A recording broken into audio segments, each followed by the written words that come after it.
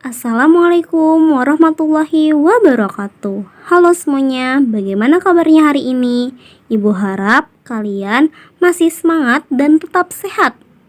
Nah, hari ini kita akan belajar IPA, yaitu tentang sifat-sifat cahaya. Hari ini akan dipandu oleh beberapa ibu guru. Yang pertama, Ibu Guru Deh Intan. Yang kedua, Ibu Guru Hayu Ana. Yang ketiga, Ibu Guru Mary Octavia. Yang keempat, Ibu Guru Sani Hayati. Yang kelima, Ibu Guru Yulia Inka. Dan yang keenam, Ibu Guru Yulia Rahma. Sebelum kita masuk ke materi sifat-sifat cahaya, mari kita mengetahui terlebih dahulu apa itu cahaya. Cahaya adalah satu di antara bentuk energi yang dipancarkan oleh benda atau sumber cahaya dalam bentuk gelombang elektromagnetik. Menurut Kamus Besar Bahasa Indonesia atau KBBI, cahaya adalah sinar atau terang yang berasal dari sesuatu yang bersinar, seperti matahari, bulan, dan lampu.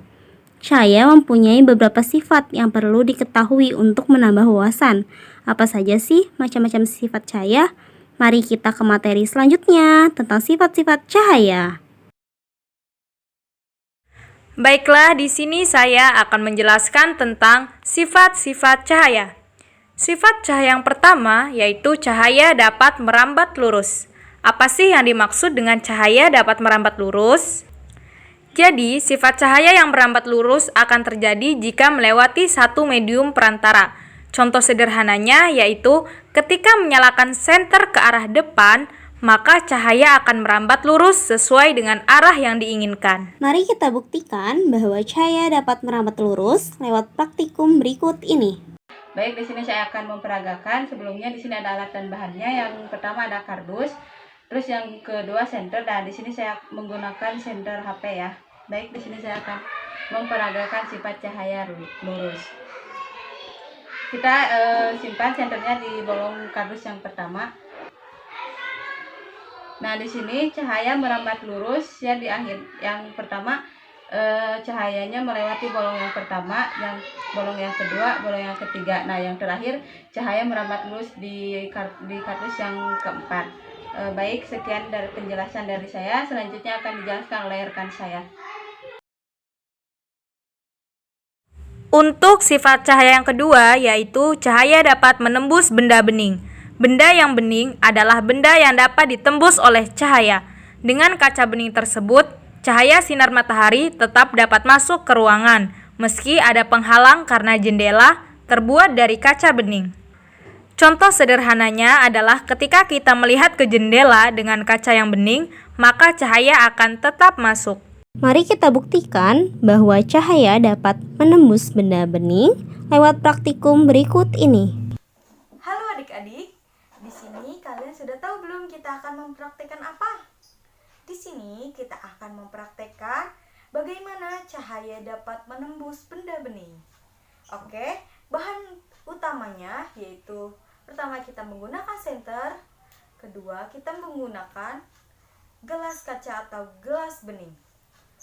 Yang pertama-tama kita letakkan gelas di depan hadapan kita. Oke. Yang kedua kita menyalakan senter kita.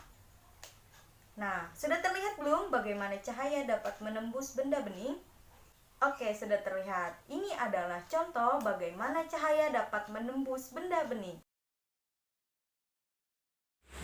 Untuk sifat cahaya yang ketiga yaitu cahaya dapat dipantulkan. Cahaya dapat dipantulkan adalah sebuah proses terpancarnya kembali cahaya dari permukaan benda yang terkena cahaya. Sifat pemantulan ini dapat dibagi menjadi dua, yaitu pemantulan teratur dan pemantulan baur atau difus. Pada pemantulan teratur, berkas cahaya pantulnya sejajar.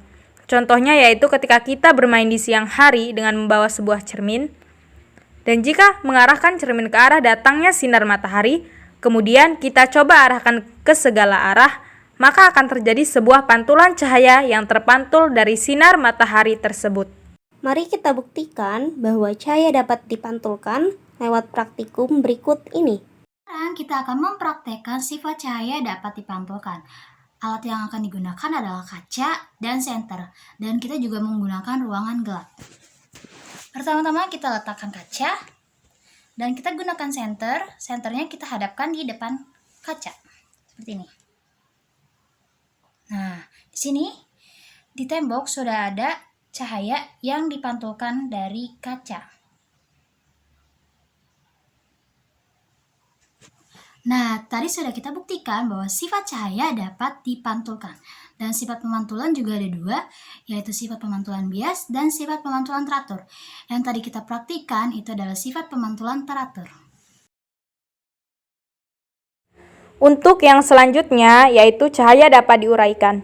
Penguraian cahaya atau dispersi cahaya terjadi secara alami. Contohnya adalah ketika terjadi pelangi, warna-warna dalam pelangi tersebut asalnya dari satu warna saja, yaitu warna putih dari matahari.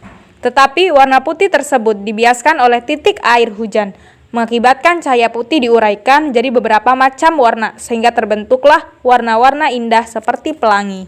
Mari kita buktikan bahwa cahaya dapat diuraikan lewat praktikum berikut ini. Assalamualaikum warahmatullahi wabarakatuh. Jadi di sini saya akan menyediakan bahan-bahan dan alat-alat untuk membuat praktikum tentang cahaya dapat diuraikan.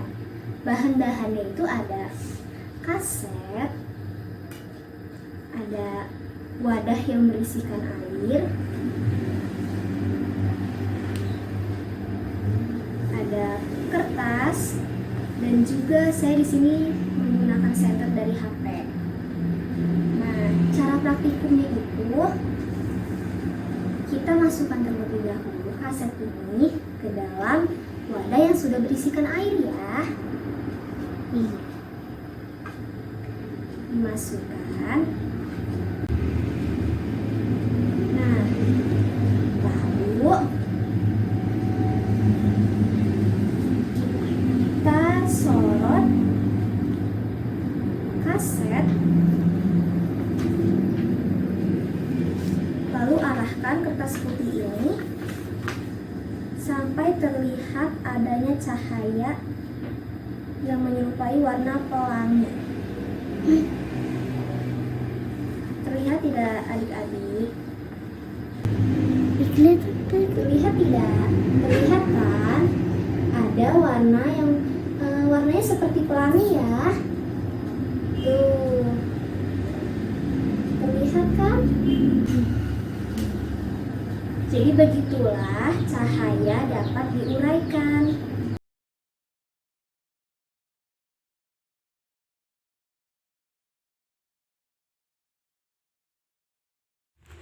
Dan sifat cahaya yang terakhir yaitu cahaya dapat dibelokkan atau dibiaskan. Pembiasan adalah proses membelokkan arah rambat cahaya ketika melewati dua medium yang berbeda kerapatannya. Pembiasan cahaya ini oleh manusia dimanfaatkan dalam berbagai alat optik. Contohnya ketika kita berenang dan meletakkan sebilah tongkat ke dalam air yang terkena cahaya matahari. Jika dilihat dari atas, tongkat tersebut akan terlihat lebih besar dari ukuran aslinya. Mari kita buktikan bahwa cahaya dapat dibelokkan atau dibiaskan lewat praktikum berikut ini. Mari kita buktikan. Alat dan bahan yang kita perlukan yang pertama ada satu buah pensil, lalu yang kedua gelas. Di sini saya menggunakan gelas plastik. Lalu yang ketiga senter. Di sini saya menggunakan handphone sebagai senter. Lalu bahannya kita membutuhkan air jernih. Langkah pertama, kita masukkan air jernih ke dalam gelas plastik. Kita masukkan tidak usah terlalu penuh, setengahnya saja dari gelas plastik ini seperti ini. Lalu langkah kedua, kita masukkan pensil ini ke dalam gelas yang sudah berisikan air jernih ini. Terlihat dengan jelas bahwa pensil ini seperti patah atau bengkok. Agar lebih jelasnya lagi, kita terangi oleh cahaya senter.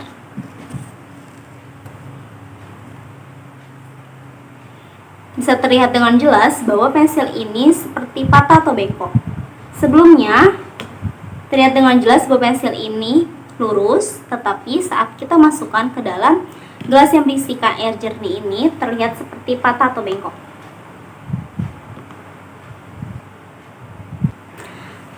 Kenapa hal ini terjadi? Karena cahaya melewati dua medium yang berbeda, yaitu udara dan air.